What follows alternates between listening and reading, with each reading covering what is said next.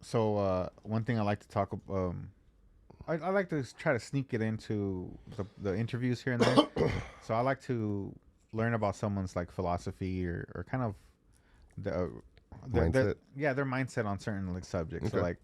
like one thing I like to ask you, and I think is something I want to start out with everybody is, why are we here? Why do you believe we're here as human beings? Like, why do you exist? I think we're here for a bigger purpose, and it's not for us. If you think about yourself and your purpose, you've missed the whole point, bro. The purpose and the point of this is others. What is your legacy that you're going to leave when you pass on? For me, it's the lives I've affected, it's the moments that we've shared, it's the time that we've, spent together, memories. So really, it should be like, how many great memories can you have in this world, and how many people can you, positively affect in a positive manner? I think like it's just like I always say, what energy you put in this universe, you'll get out. So if you want to put negative energy, that's what you're going to reciprocate. But at the same time, if you can make an impact, you can leave a presence, and not in wealth, but just who this person was. Like when they remember me, I want them to fucking smile, and I'll be like, oh fuck that guy, fucking douchebag. Like that's it. That's it. Like I mean, yeah, we're supposed to reproduce, you know, all that kind of shit. I have a daughter, if you want to have kids, but not everyone needs to have kids to make an impact in this world. I mean, there's other ways, and that's the beauty of life is we can find our own little paths and our own little journeys. But that's what it's really about, though, the journey. People always want to talk about the destination, but that's the thing Kobe would always preach about is like, you embrace the journey. The real joy is in the journey, the struggles, the ups and the downs. And that's the experience that I'm talking about. That's what it's all about right there, bud. That's interesting. You said that. That's what you just said about slowing down and enjoying the journey is like a big conversation in jujitsu, Mm. where people are in a hurry to get their stripes, a hurry to learn shit, in a hurry to be fucking Gordon Ryan or something, some like extreme fucking badass jujitsu person, Good and luck. it every person I've watched starts out like that the first couple months, Hmm. and then they realize the reality check of like the slow progression and that you can only learn so much in a fucking day, Hmm. and how consistent are you going to be learning that shit every day, and did you learn how to do it when everything is right and you're in that position, or did you learn the concept and you can do it from any angle? Because you know that all you're trying to do is bend that arm this way, and you can do that from just about any fucking angle.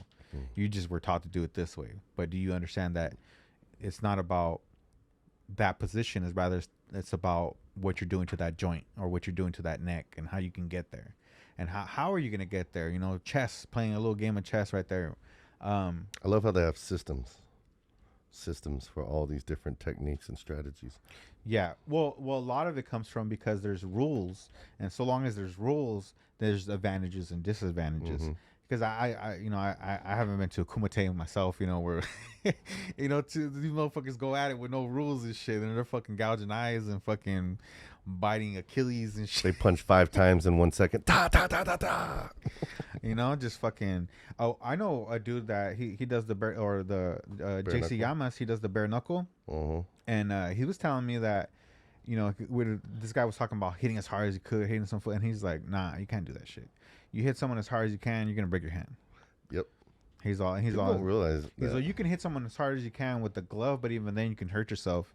He's all, but if you try to especially hit with the someone as wrong hard as you technique. can with your bare knuckle, he's like, you're gonna fucking break something because It's you. inevitable. He's all that face is hard. He's all. I was also learning about this. I'm gonna rant. There was these pictures. Back in the day they showed the boxers like this and shit. And so I've always heard people talk shit about, look how stupid these fools are. They Mm. fight like this and shit. Hmm. Well, what happened was that there was different rules back then, and because we have the rules that we have now about like safety and longevity and Hmm. only so many fucking rounds. Well, back in the day, they fought 100 rounds and shit. Yeah, So round what? 25 and shit. That's crazy. So what happened was that they didn't want to take on like long damage, and they also understood that they could break their fucking hands hitting someone in the face. So what would happen is that these guys wouldn't go for each other's faces; they go for body shots. And their techniques was more about trying to get a body shot. which meant that an overhand, like how we throw regular punches, wasn't really beneficial to them. According to this video, it was talking about how an underhand punch would be better because they're to the body. So that's why they fought like that. So people were talking about how motherfuckers didn't know how to fight back then, but it's like, no, based on the rules that they were fighting with, that's the best way to fight.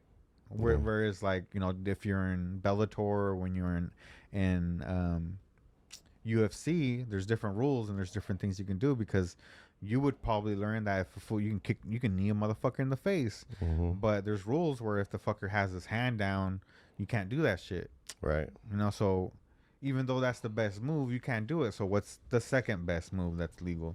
Anyways, I went on a little rant about that shit. But in jiu-jitsu, they do talk a lot about the journey. Like, don't be in a rush.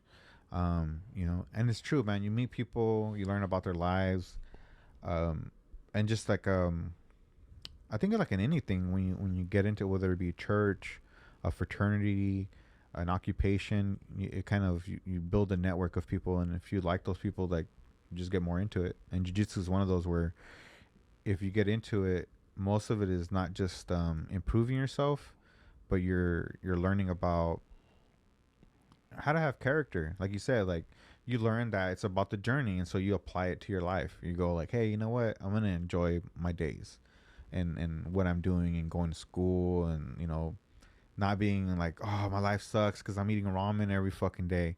Rather, you're like, bro, I'm eating ramen today, bro, but when I fucking make it, you know, I'm gonna fucking do it, bro. But you're not like smoked out or smoking shit trying to say that. You know, you're like actively trying to do something with your life. You're not smoked out. Not making spread. What's the blaming on Cheetos and shit? Do you have a I made it kind of concept in your mind of, like, not necessarily like, oh, I'm on top of the world, but more like I'm an established comedian? Okay, that's a good question. I really haven't defined what me making it is. More so what I'm doing. You know, am I consistent? Am I continuing this journey? Like, am I in that mode where I can't settle for anything else but to be the best I possibly can? Because I'm the type of person, I'm never satisfied. So I don't think I'm going to be personally able to sit back one day unless I'm done, retired, and dead, almost like, okay, this is what I accomplished. That's not how my brain works, bro. The way I operate is constant improvement. You know, I'm a process improvement manager for work. Like, I'm a Virgo. I'm never fucking satisfied. I'm always detail oriented about things of improvement, increasing productivity, or being more efficient. So I don't think even when I do a joke, like 2 days later, that joke's trash in my eyes. I can make it better now, you know? But as far as like sitting back and, you know, a comedy special. I would like to do a showcase with my buddies. We all do like, you know, 20, 30-minute sets. And then we put it out there and it's a fucking success and we go on tour. That right there would be a dream come true, and I could sit back and say, we did it. That'd be an accomplished. And that's going to happen. There's no doubt in my mind the work and effort that me and my boys put in, like, there's no denying. There is no denying. Even you can try all you want, but like, it is in the inevitable. You know, that work, that ethic, that time, you can't beat that. You know, if I'm getting, it's just like Kobe. It's that Mamba mentality, man. I'm up every fucking morning putting in this work. Are you? Are you at work working, or are you working? You see what I'm saying? Like, I'm working all the damn time. My brain does not stop. I'm sitting on the toilet coming up with a better joke than you right now. I'm efficient, motherfucker. I'm at it. So there's no way you're going to stop me from getting there.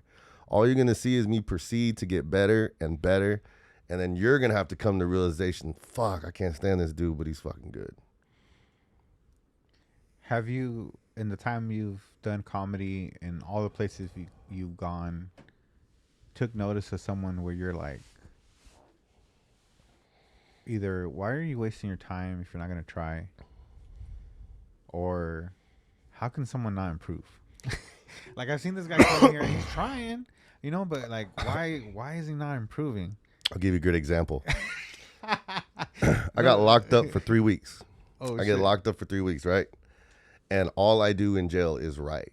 Dude, they fucking, you know, on Friday, I don't know if you know on Fridays, but on Fridays, like when the commissary comes in, Like everyone does like this big old thing, right? Sometimes it's Thursdays, depends on where you're at. But yeah, every fucking commissary day, uh, they'd all have their little snacks and everything. They turn off the fucking TV for me to do fucking open mic. That's what's up. Yeah, bro. Like I didn't think that shit would happen. I was just talking out loud one day, and they're like, "Hey, why don't you do a set for us?"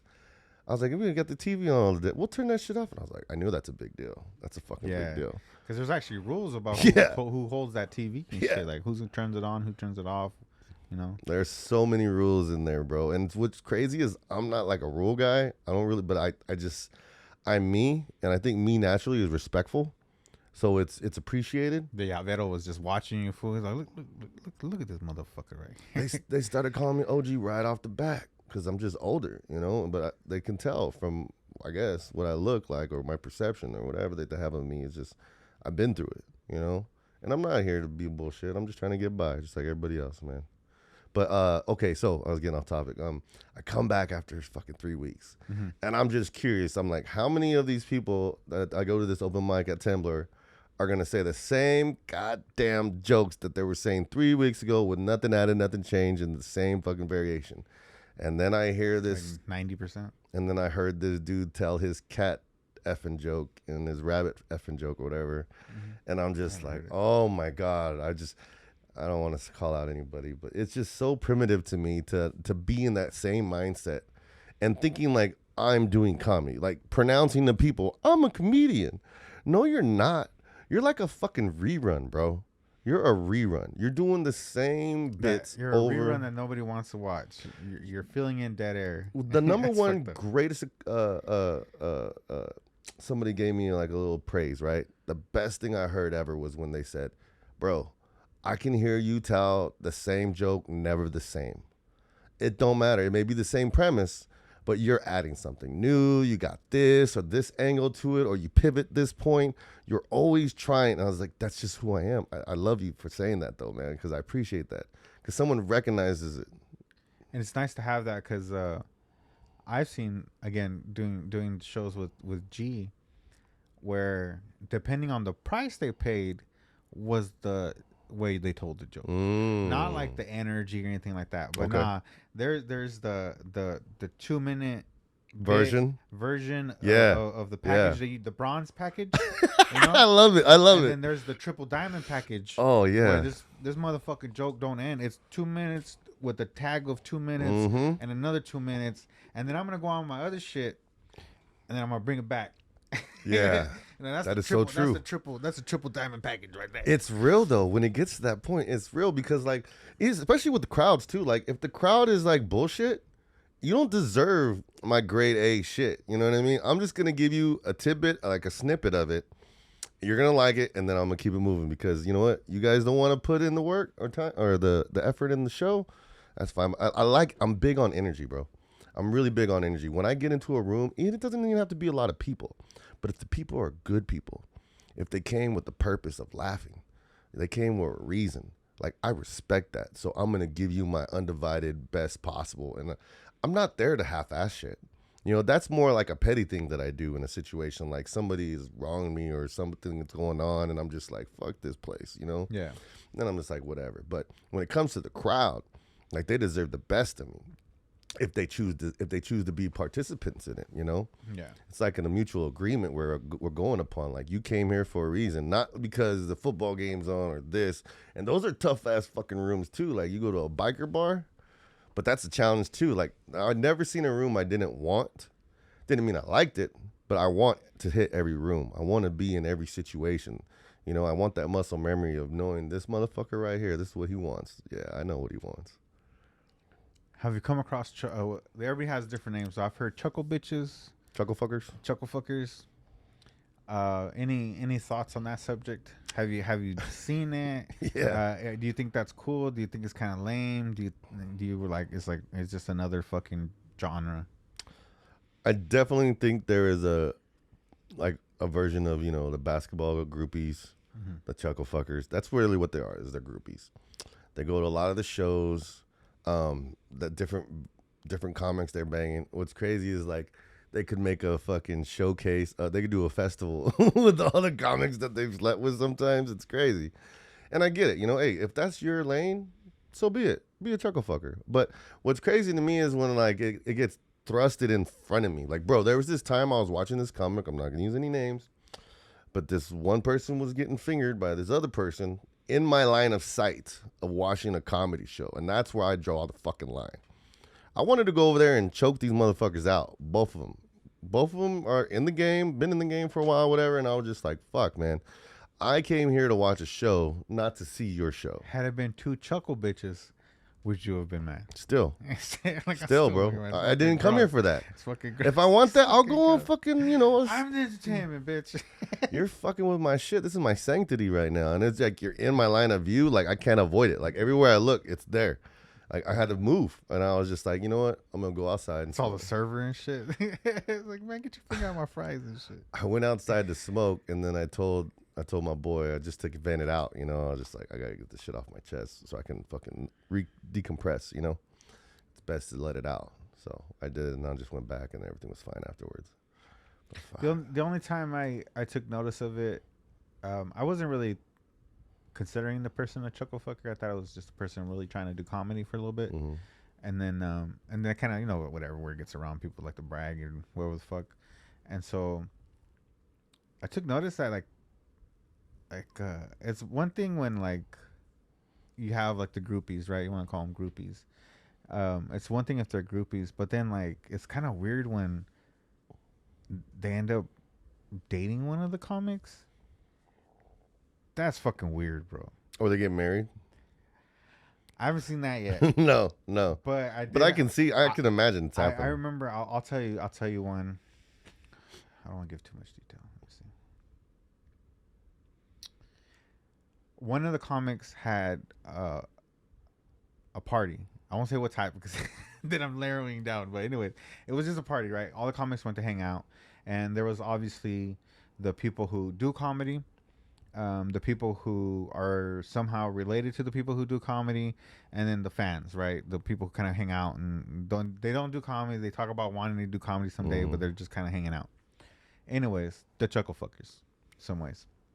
Well, anyways, I show up. I was a little bit new, and it was like kind of one of the first times I got invited to one of the gatherings. Mm-hmm. So I go to this gathering, and then I'm talking to one chick, and then I'm talking to another chick, and then I'm talking to a couple other comics, and then it kind of gets to me. I'm kind of understanding that like these two people used to date, and they feel a little awkward around each other, and then this other person used to date so and so, and then that's and so I was just kind of like listening, like it's like whatever, and then this one dude is telling me he looked kind of sad, right? I won't say his name. He just looked kind of sad, and I was like, "You all right?" It's like.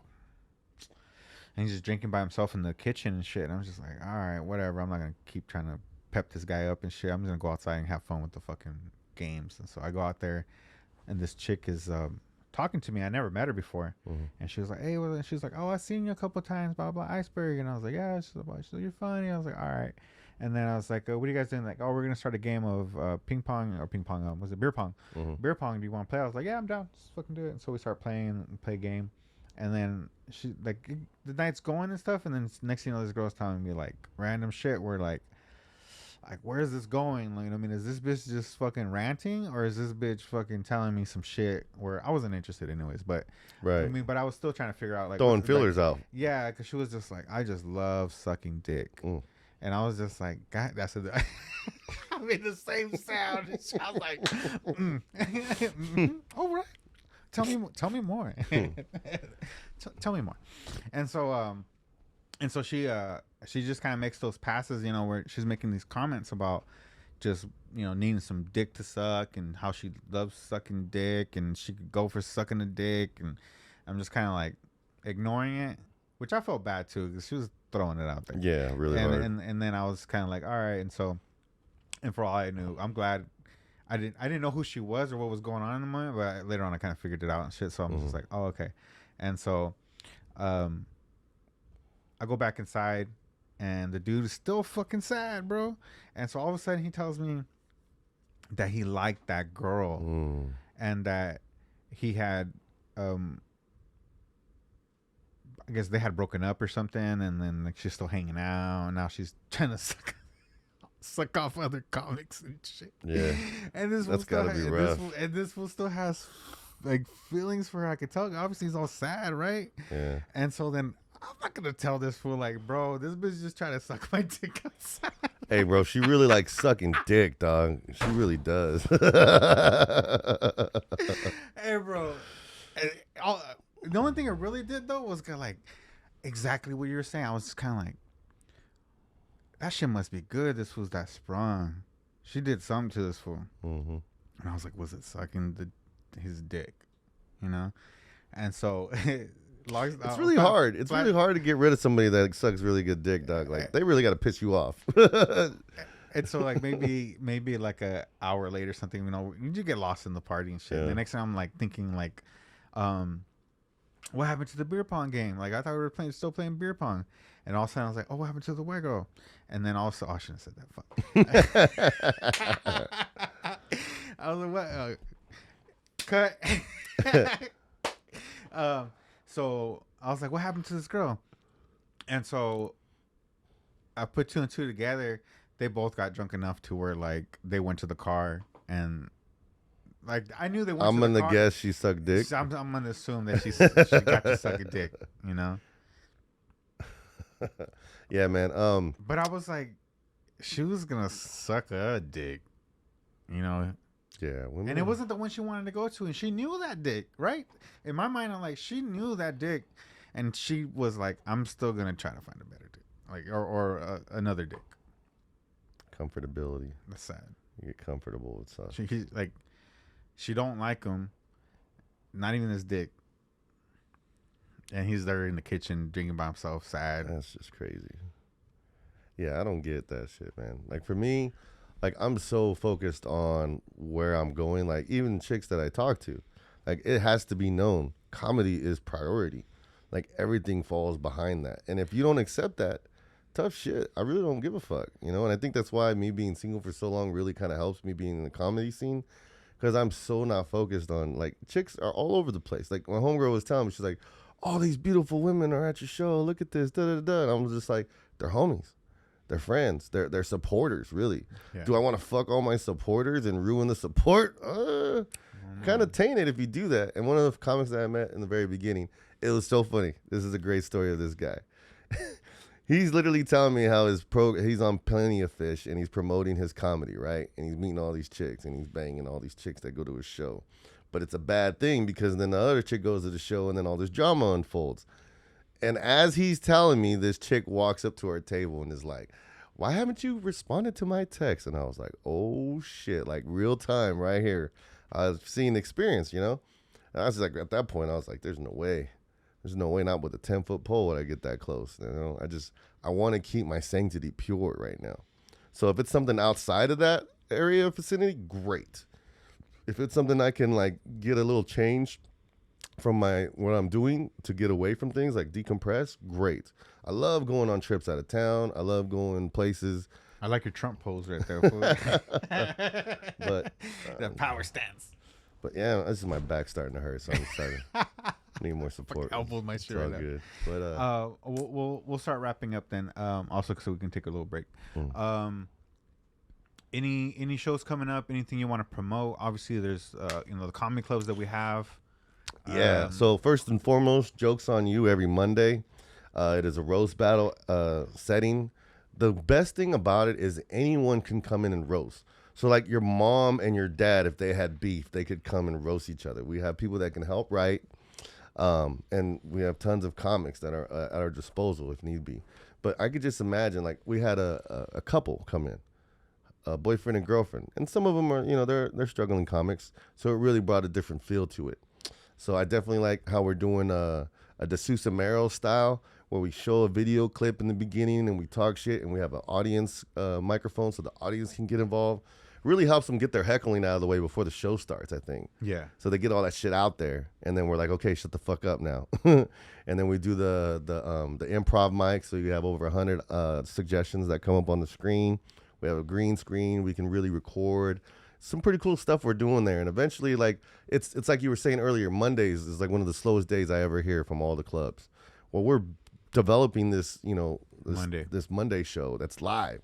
And eventually it's going to be on Patreon. It's going to be a big thing. I could tell. So we got Jokes on You every Monday. Of course, you got the open mics at the Well. You have Sundays like today. Try it out. You have the Thursday Hallmark, and then you got the Taco Tuesday. Tamblers on Wednesdays. But as far as shows goes, I know I got some coming up in Delano. I'll be there. And I also have a Hanford show on the November 2nd. Hanford, that's is that the something line? The Shrimp station? Bab stuff. Yeah, The bass line or something? I'm not sure, but I know I got the Trent Bab. That's what you said. Yeah, that's the second Shrimp Bab show in Hanford. I did a writing session with that fool one day. We were chilling at my apartment, and he was like, has this, I forgot what the setup was, but it was pretty much like being a white guy dealing with Hispanics and shit.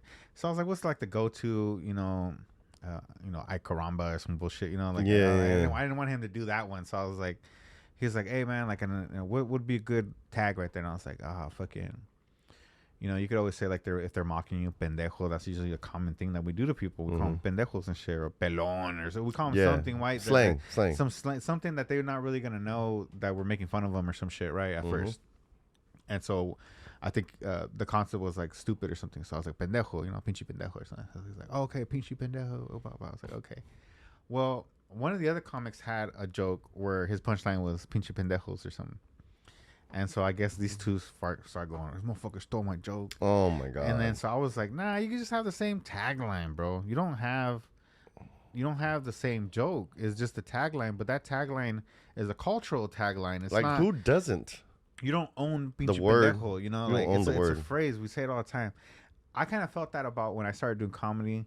I felt George Lopez kind of did that to everybody, kind of where he took these tags that were just common amongst our culture that we use all the time to laugh about it. And now if you use it, people think you're fucking doing his jokes. And you're like, nah, man, I've been hearing this shit since I was a kid. It's just, it's like crazy. Saying, it's like him owning Pepito.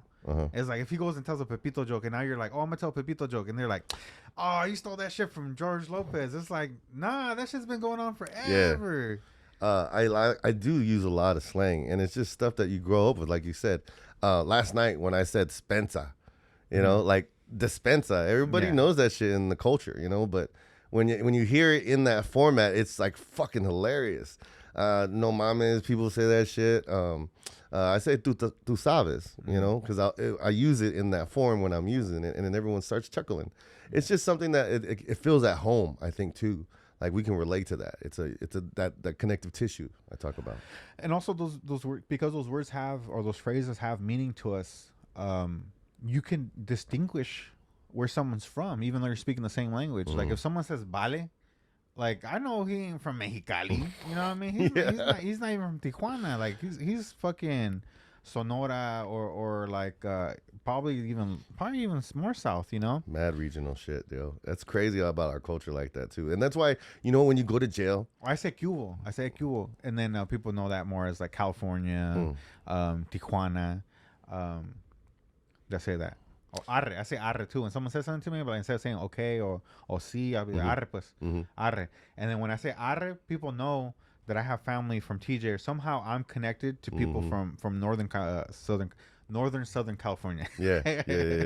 And so it's just like you catch those things, or you even know if someone's Puerto Rican or Brazilian or something from like little subtle words and shit, or how they say something. Yeah, that shit is mad regional. I didn't realize it. You know what? When you go to jail, the first thing they ask you, are you a homie or you a paisa? Oh, shit. So, I'm a homie. And then the second thing they ask you is, what part of Mexico is your family from? That's literally the next fucking question. I'm like, what the fuck? I don't fucking know. I'm fucking whitewashed. Yeah, but that's how deep it is, because they want to know what region. Why? Because cartels. Think about it. Yeah, because the Mexican mafia, and so it's just all connected. Yeah, I could see that. That's crazy, bro. Yeah, dog. Now, in prison, would you shank a fool for if they told you like, hey, bro, you gotta go shank this one? The thing is about like that environment is you just become a different person. You disconnect to who you really are. And in order to just survive, playing the game to survive. In order to survive, you got to do what you got to do. And I have no problem fucking a fool up for the right reason. I thought you were gonna say just fucking fools. No, I'll fuck a fool, right? hey, asshole's the same color in the dark, man. No, I'm just kidding. It's a bad joke, I tell. Hey, they all cry the same. Everyone's got a little Popeye in them. Oh shit. Give me some chon chon. Nah, man. I just to go off a little bit on that. Sorry to interrupt you, Yeah. but one of the things that I talk about growing up is just how culturally even the language changes as we get older. But I remember when I was a kid, I remember kids would tell each other to suck each other's dicks, like, "Oh, fucking yeah, fucking suck my dick" and shit. And I always thought it was kind of weird. I was like, "That's a little gay. Like, why would you tell a dude to suck your dick?" So I never really used it. I never, unless it was like, it was priceless at the moment to say some fucking shit like that. Comedic timing. Yeah, some comedic timing on that. Mhm. Then, but other than that, I was just like, that's just fucking. This sounds gay, man. Well, that's actually regional. You know that? That's Really? New York based. Is it? Yeah, so New York and Boston, they suck my fucking dick, and it becomes like a verb, a pronoun, an adjective.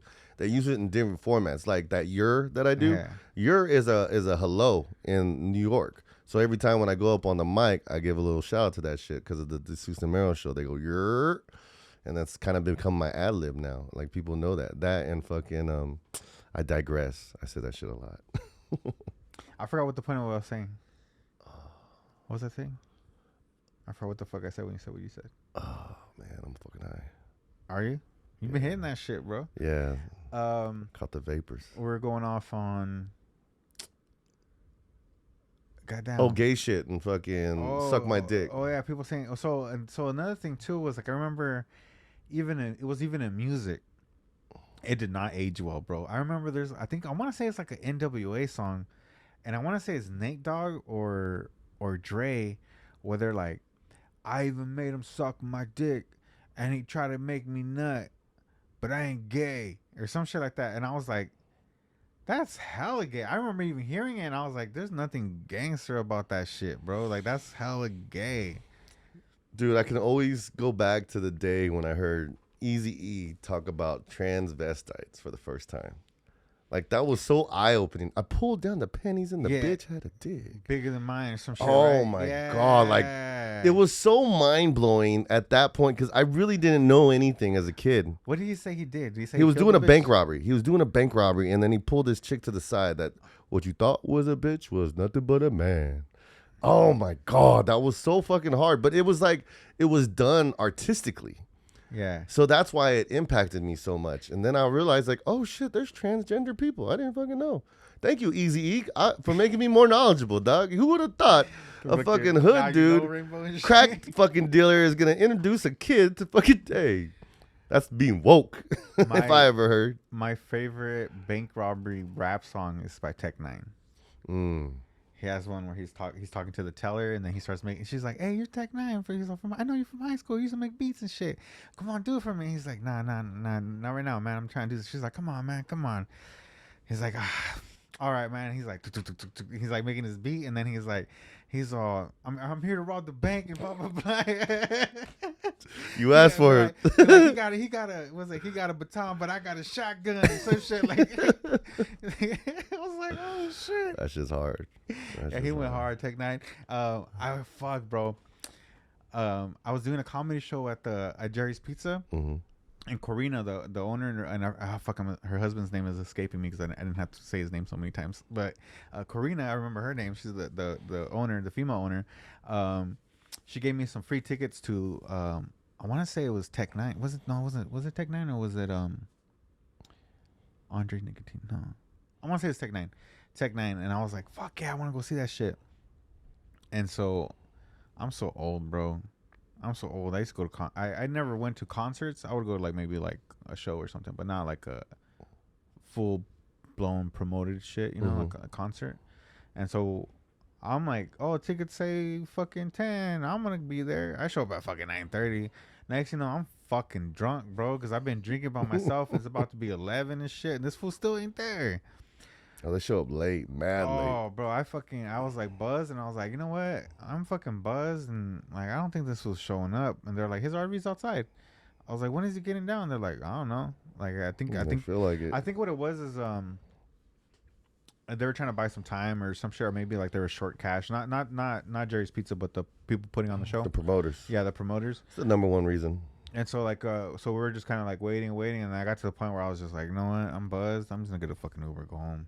So I went home. I missed the fucking show, bro. And it was probably gonna be the only time I had a chance to see Tech Nine because I ain't paying for no tickets. I never paid Yeah. to see nobody. Even the comedy shows, I go to most of the comedy shows because I know I can get it for free. and Yeah, shit. no shit, huh? Free. Yep. Man, I went Bro, have to. you ever been to a comedy? I'm gonna rant a little bit on this. Have you ever been somewhere, bro, and like they don't know you're a comic? Not like out of town. I'm talking about like local, bro. Yeah, it happens all the time. Yeah. Oh man, I felt so embarrassed the other day. I had that happen to me where, um, I'm not big enough to be noticeable. I was going to this show with another comedian, right? So we were always going to it, traveling to it, and checking it out here and there. And so one day, I went by myself. And so when I went by myself, I went to go see the show because the person putting on the show, the promoter, wanted me to see the show, and so I was like, all right. And so I show up, and the person in the front, I want to say like I never talked to them, but they see me all the time. And so when I walked in there, I walked up like trying to walk in. She goes, "It's gonna be $20," and I was like, "Huh?" She goes, "It's gonna be $20 to get in to see the show. It's $20," and I was like, give me a minute, man, bro. I was about to leave. I literally was calling the Uber when the promoter fucking was like, "Hey, iceberg." He's like, "Hey, let him in, just let him in." Yeah. But I was about to leave, fool. Dude, I was just at a comedy And it club. wasn't like, "Oh, you should know who I am." Right. It was more like, I frequent the place. Like you were being a dick. You had to be being a dick. You had to have done that on purpose because I know that person doesn't like the other comic that I was like visiting with, and I just happened to be by myself. So I think she associated me with him rather than going like, "Hey, I think the promoter. You should be worried about the promoter. What the promoter thinks. The guy wants me to be here. Like he asked me to be here. So like, whatever. Like, what does it matter to you? You know, we don't charge comics. We don't. We just don't do it. We don't charge each other. Yeah. I don't know how that started, but I just always knew it was a rule, and I'm cool with it. I'll give you an example. I go to Tumblr like a lot for the comedy. And like the same dude helps me like all the time. And I've told him numerous times I do the comedy and open mic. But like it never fails. He'll just be like, "Oh, what are you here for? What are you guys up to? You getting to check out the comedy show?" Like, you motherfucker. He told me, I was like, "I see you all the time." But it's all good. That's just how it is. You know, I was at a comedy club down in LA and I had told the bartender, like, I'm on the show. I told the manager that I was on the show. And I had to repeat myself over and over, like in these different circumstances, like they were trying to get us in or this and that.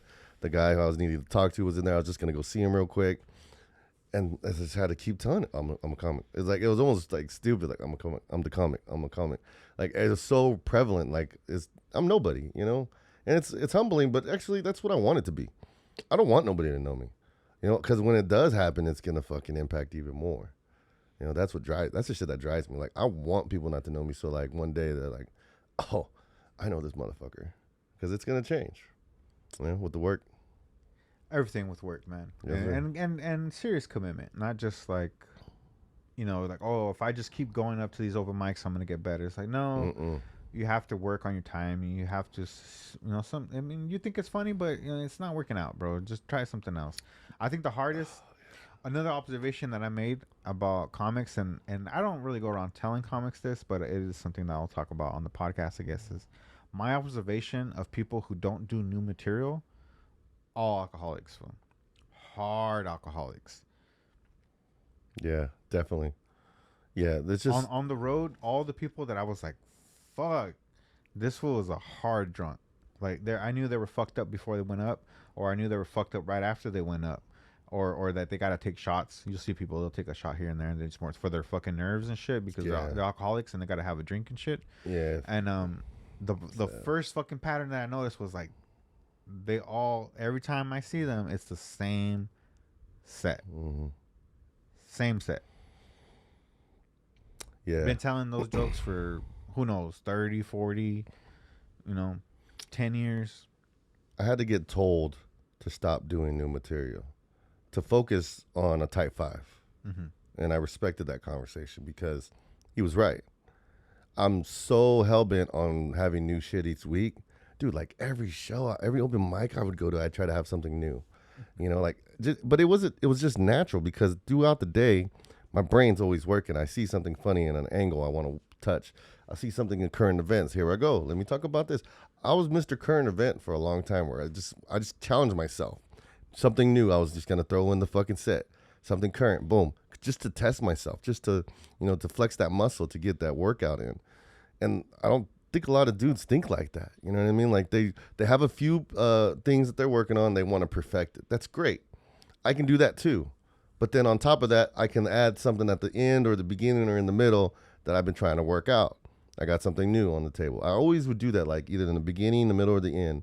I'll add a new topic or a new something that I'm working on. I have to. It's just the way my brain works. Like I'm always trying to find that next best thing. And I have these great bits, but what's going to be the next one? Until I go through this process of, figuring it out, there's some things that I think are going to be great. And I try so hard to make it good, and it's just fucking trash. And then that's the hardest thing I think for comics to do that I notice is like, let that bit go, bro. Let it go. Why is it after 3 weeks of me being in jail, you're still doing the same tags, the same punch, and it's still not hitting? Like, get the point. All right, just because it's not that you touch on the subject, it's more just the way you express your frustration with it that I related to. Have you ever watched a comic do his set with the fucking the patrons of the fucking place, like people who just came to fucking eat, and just there happens to be a fucking open mic, and they didn't even catch the open mic, but people were just still hanging out afterwards because you're not allowed to go anywhere else. And so, you ever caught someone doing their set? Yeah. Does it bug you, or you're just kind of like, it's whatever? To me, it kind of came off as is there a genuine conversation with this motherfucker? Because it just seems like everything is just timing to throw in one of their bits. Fool. I think it was just being corny at the time because they were just implementing it because at the time it kind of made sense. But I was just like, bro, I'm good. It wasn't funny in real life. It's not funny on stage. Fuck, bro. What's the harshest thing you've heard as a comic? The harshest thing I've heard as a comic. Oh, your jokes aren't funny. Oh, man. But she was just being petty because I pissed her off. So I could accept that. I think for me, it was I went to I had problems with the old heads, right, for a little bit. And then I got this random job, and it kind of worked out because I was just like, well, fuck, I'm banned from all the mics, and not all the mics, but definitely I was banned from the consistent mics, I would say. And so I happened to get this job. I got into it. Didn't really care. So I was like, whatever. But one day I was like, I was feeling that itch, that I had when I first started. And I was like, fuck, I want to go to the fucking mic and try some jokes, I'm like, fuck, I fucking miss doing this shit. And so I was like, nah, I'm busy. And so I wouldn't go, and then I get that fucking itch. I was like, I gotta fucking go. I gotta check out a mic. So I go to a mic, bro. I want to say I would go maybe every 3 months, right? I want to say every fucking mic I went to, bro, some random person would be like, oh yeah, you're Iceberg. Yeah, I heard about you. And it was never it never felt good, So I was always like, and I remember every time I'd go and I was like, man, it fucked up the mood. It fucked up my mood so much, bro. It wouldn't fuck up my comedy, but it just fucked up my mood because I was like, man, I'll see a couple of the guys, see who's kind of let shit fucking, moved on with their life about bullshit, So I was like, and then I was like, so what I would do after that was I would still go to the mics, but I just wouldn't talk to anybody, bro. I would just be like, I don't want nobody saying some fucking shit that throws me off and shit. So I would just kind of chill in the back.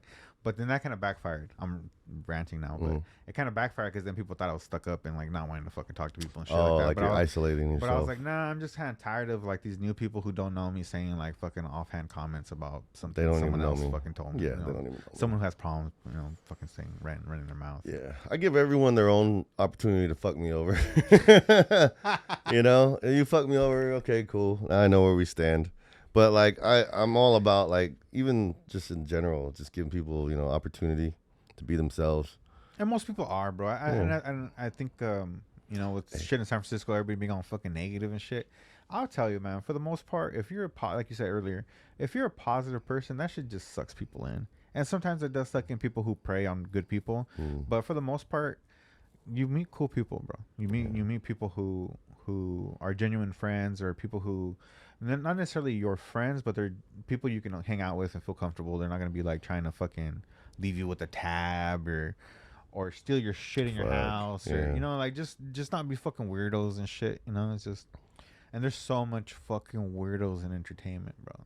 So many fucking weirdos. Like, But yeah. What's the conclusion end of our game. conversation it's here? the end game. I think well, we can recap on being passionate about something and wanting to progress in it. Is not there's no really there's no reason to focus on the success itself, but rather the process of feeling successful and getting to be comfortable, bro. I think those are some of the things that and that's I don't think something that I think I would say some people are genuinely born like that, people who just understand, enjoy the journey, and I think for other people, like, it took something in their life Yeah. to go, fuck, I'm doing it wrong. I'm doing it wrong. I'm fucking being negative. I'm fucking I'm not helping myself thinking like this, and I should like, in that situation, I should be so fucking proud of how random this all is. Yeah. And in all the randomness, like, it turned out good for you, because there's plenty of people who shit don't turn out. And they're good people, they just trust the wrong person, get taken advantage of, and their ability to recover, because people don't just get jacked for their iPhones and shit. People get jacked for the money they saved to start a business, bro. The fucking money they inherited. People Passing of a get family member. fucked, bro, And you invest all your apples into one basket. because you trusted somebody. Yeah. They that knew sucks. they knew how to fucking get to you. They knew how to See, take it from you. That's why I have to invest in myself. There's no better bet than on what I'm about to do. To me, like, I could invest in crypto up the yin yang. I could invest in all these stocks and bonds, but really, the more I invest in me, my time, my energy, what I have to offer to this world, that's the real treasure. That's what's up. Well, that was Chilling with the Iceberg. Want to thank my guest, Bobby Duran, and what was it? Bobby D's. Bob D's. Bob D's. You can imagine my rap name. It was Bob D's Nuts. Yeah. Oh, man. Bob on D's. There was so many analogies I'd use. It was funny. We touched on a lot of subjects, and like I like to tell everybody, and I hope at this point, I think this would be episode around 15 or 16. I hope everybody understands that there's no point to this fucking show. There's just random thoughts. We have good interviews, we have bad interviews, we have fucking people entertained, we have comical conversations, we have emotional conversations. I mean, it's all over the place, man. And I thank you for coming here. I hope to have more of the comics come in and enjoy it and get to know me, and not just go like, hey, you're Iceberg, man. You're like, yeah, I heard about you. And more be like, hey, bro, like, I think if you got to meet me, Yeah. you would know why people don't like me, and it's not because I'm an asshole. There's so much more to it. All right, man. Thank everybody. You guys have a good night. All right, man. guys.